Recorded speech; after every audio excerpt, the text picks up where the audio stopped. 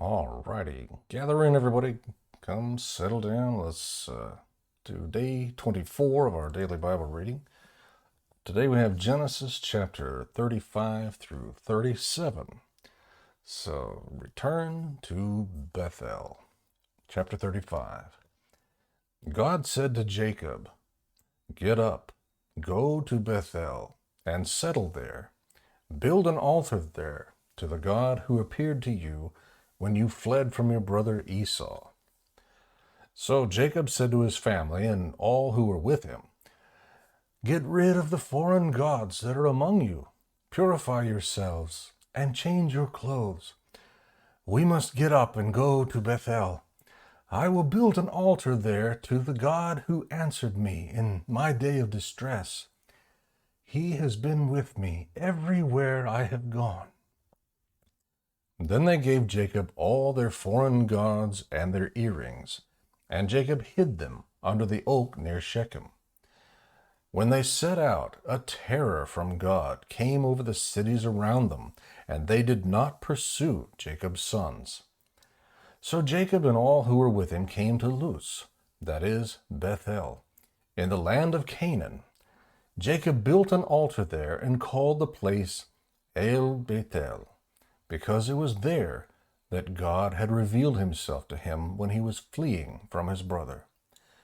Deborah, the one who had nursed and raised Rebekah, died and was buried under the oak south of Bethel. So Jacob named it Alon Bakut.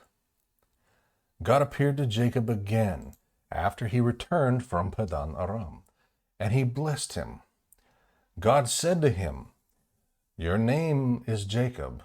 You will no longer be named Jacob, but your name will be Israel." So he named him Israel.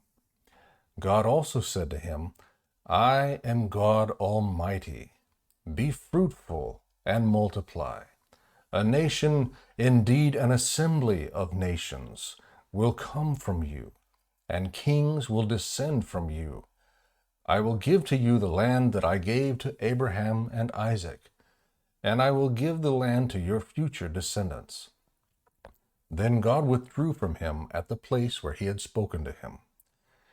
Jacob set up a marker at the place where he had spoken to him, a stone marker. He poured a drink offering on it and poured oil on it. Jacob named the place where God had spoken with him Bethel. Rachel's death.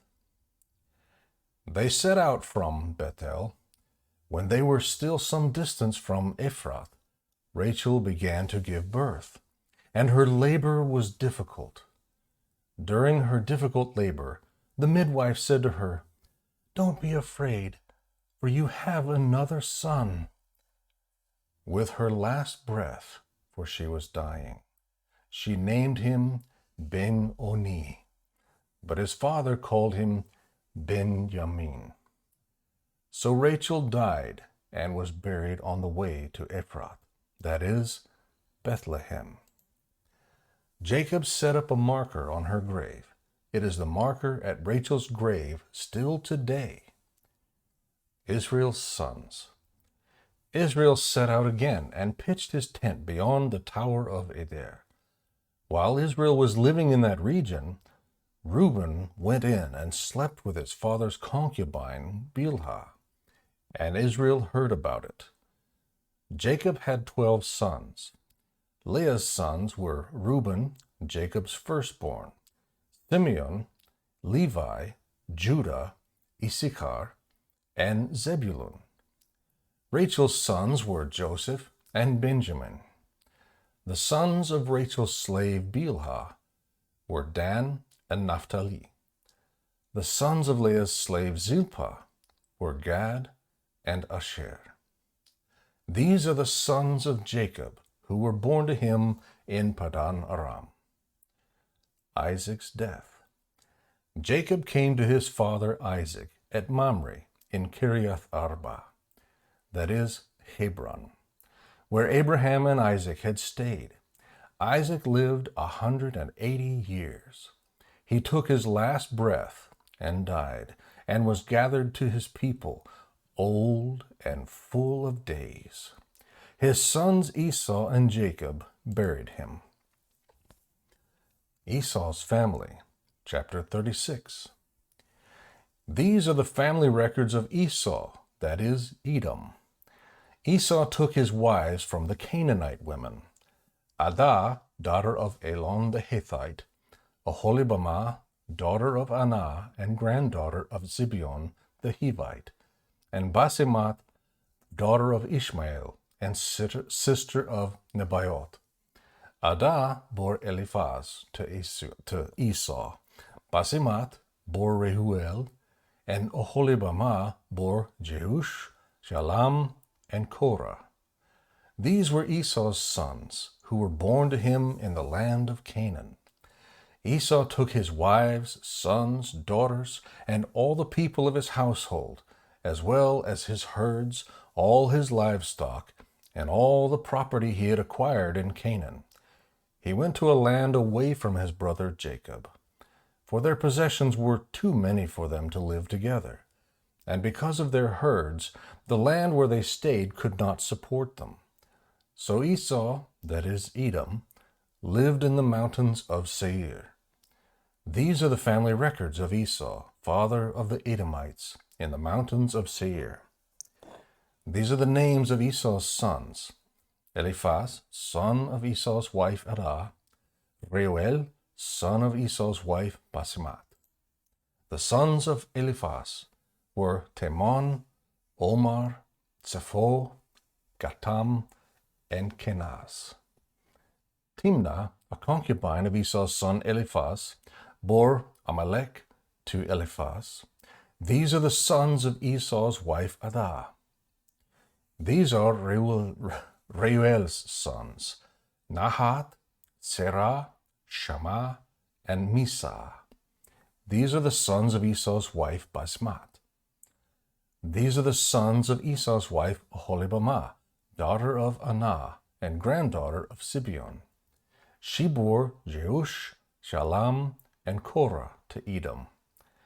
These are the chiefs among Esau's sons: the sons of Eliphaz, Esau's firstborn: Chief Teman, Chief Omar, Chief Zepho, Chief Kenaz, Chief Korah, Chief Gatam, and Chief Amalek.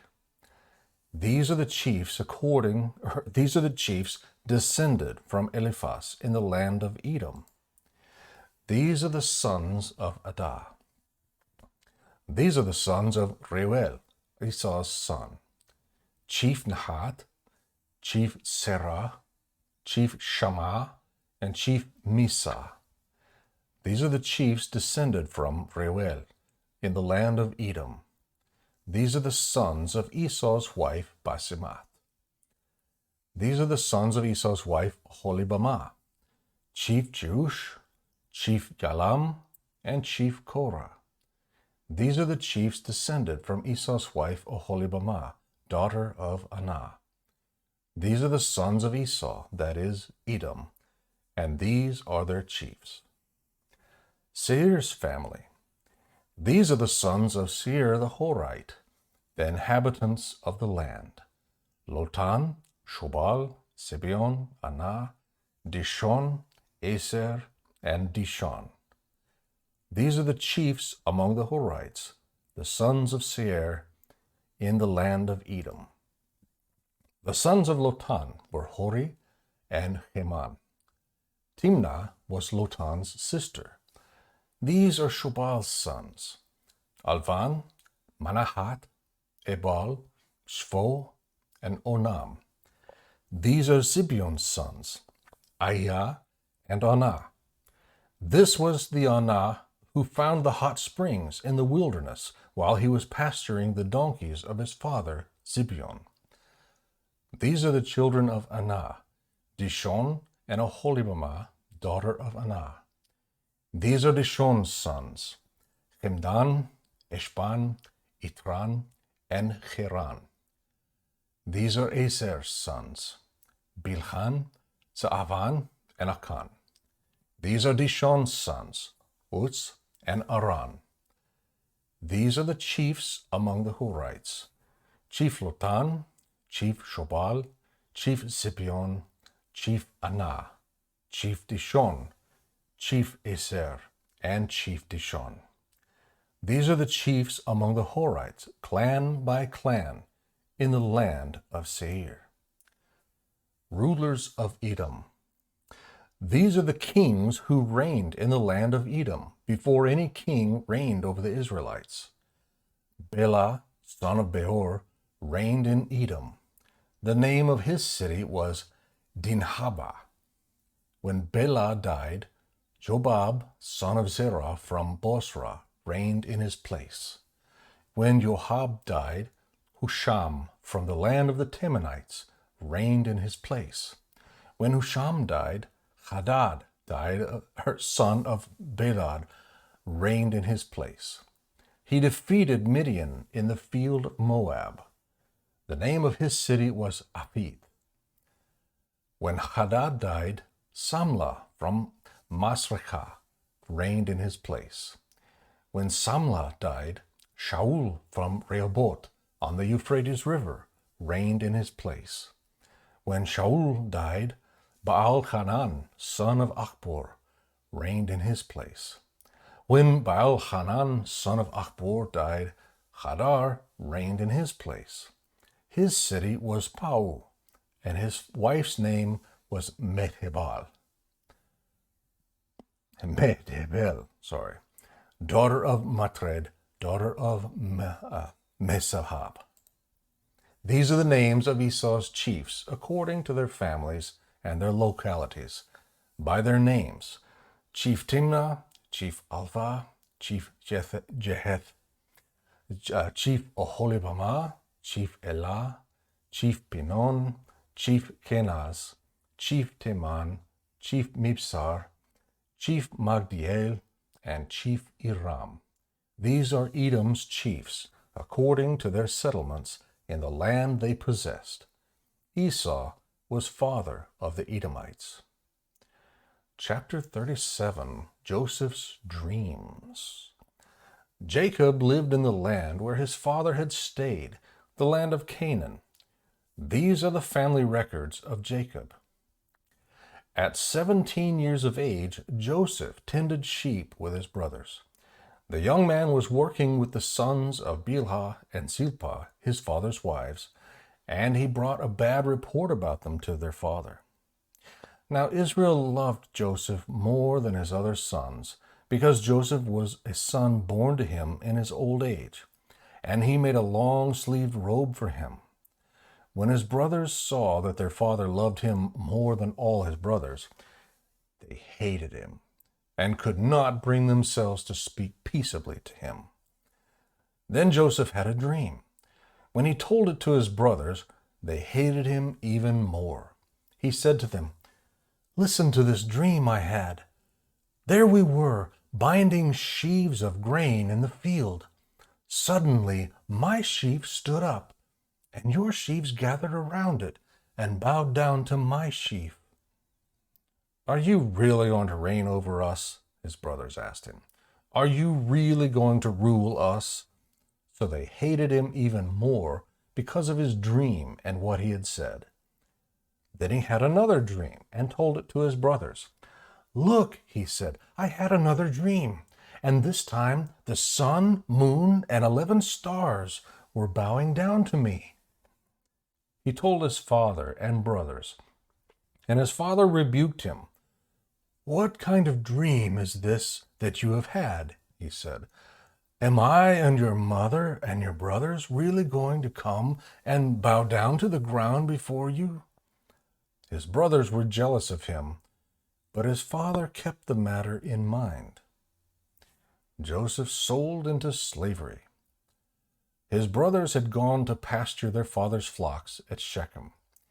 Israel said to Joseph, "Your brothers, are pasturing the flocks at Shechem. Get ready. I'm sending you to them." "I'm ready," Joseph replied. Then Israel said to him, Go and see your brothers. Go and see how your brothers and the flocks are doing, and bring word back to me. So he sent him from the Hebron valley, and he went to Shechem.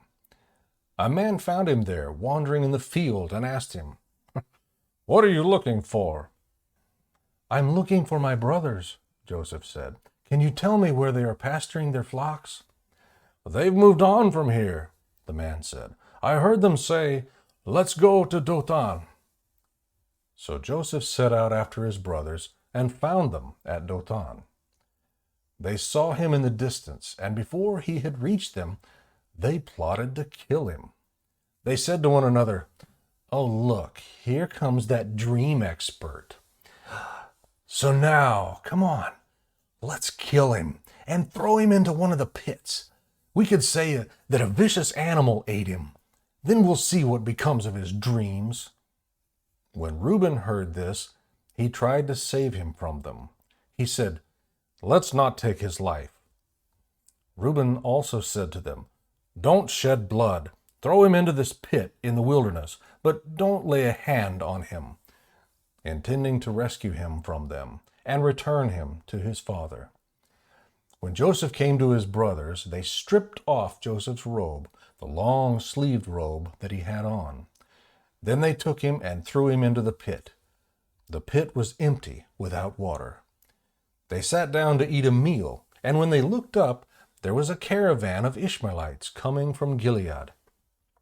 Their camels were carrying aromatic gum, balsam, and resin, going down to Egypt.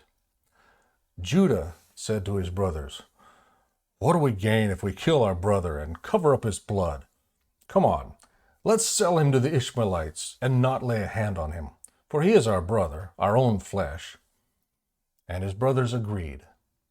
When Midianite traders passed by, his brothers pulled Joseph out of the pit and sold him for 20 pieces of silver to the Ishmaelites, who took Joseph to Egypt. When Reuben returned to the pit and saw that Joseph was not there, he tore his clothes. He went back to his brothers and said, "The boy is gone. What am I going to do?" So they took Joseph's robe, slaughtered a male goat, and dipped the robe in its blood. Then they sent the long-sleeved robe to their father and said, "We found this. Examine it. Is it your son's robe or not?" His father recognized it.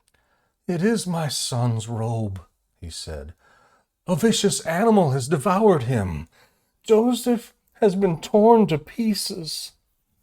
Then Jacob tore his clothes, put sackcloth around his waist, and mourned for his son many days. All his sons and daughters tried to comfort him, but he refused to be comforted.